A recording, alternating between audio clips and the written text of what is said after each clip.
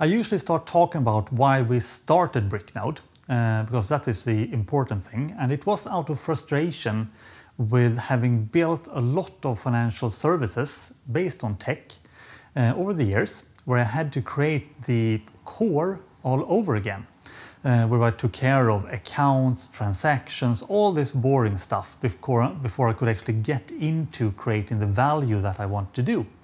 So I thought that there must be a company that could do this, deliver the infrastructure of finance and also the regulatory umbrella, so that you could get connectivity to the markets and everything that was needed around it to be able to launch a new financial service. So that is what Bricknode does, and we are addressing different markets within this segment, mostly smaller companies within the fintech industry, but also financial institutions, not the largest banks, because they are a bit too slow, we think, with using new technology. So we're focusing on the middle segment and the smaller ones, where it's really has a faster phase within this area. So that is what Bricknode is and where we are going.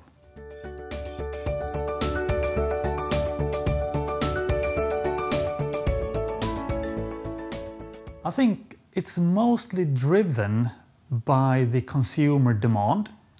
People are now so used to how to consume technology that you demand the same level of usability, I would say, when you're managing your finances. And SaaS is really the most efficient way of delivering back-end services within finance. So I think that finance needs to catch up to the rest of technology, and that's where the SaaS comes into the picture. So that is the real driver behind it, I would say.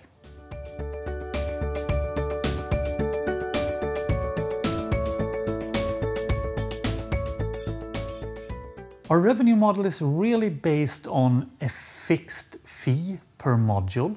So we have very stable income. So each time our customer would like to add something new into the mix, they just simply add that in our marketplace, pay a little higher monthly fee, so they pay for what they use.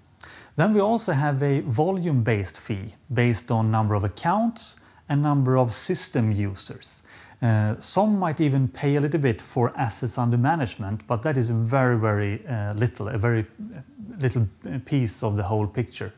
So its revenue is based on subscriptions, very stable, very sticky business, and that is really how we are made up.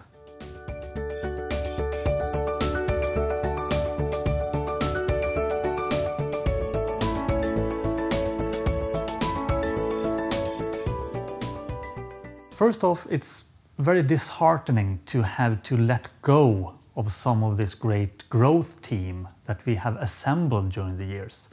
So, but we have to adapt to the market. We need to change us a little bit depending on where the market is and where investors are really focusing at the moment. I think it's a bit sad though that we are being judged by the same KPIs that the large technology companies are being judged by.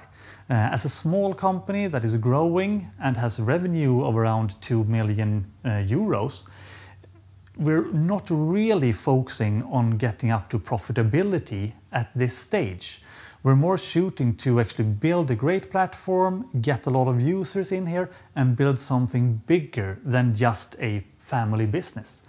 But we have it in our DNA to be profitable. We were profitable in 2020, so now we're kind of going back to that, even though we are now at a little bit larger level when it comes to revenues and the size of our team. So we still think that we will be able to grow at 25 and 35% per year going forward, but it is obviously very disheartening to have to downsize at this time where we have this opportunity, but we're at least trying to do the best we can of it anyway. and very much looking forward to continue to running Bricknode for the long term.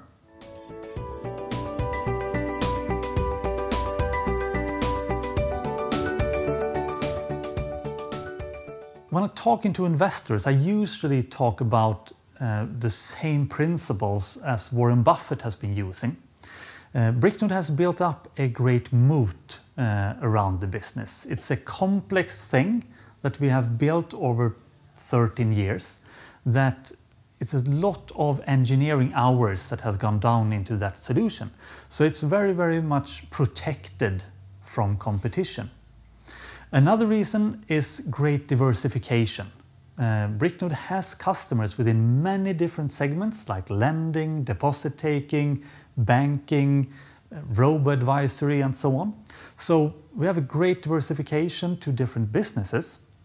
So by investing in Bricknode, you actually get a piece of a little bit of a fintech or finance fund, you could say. We also have a very sticky business since it's subscription-based, and we have very low variance in our monthly income since almost everything is recurring. We wrote a very interesting blog article a short time ago talking about our recurring revenues of about 95%. So I would say that is the third thing that I would mention around Bricknode as an investment.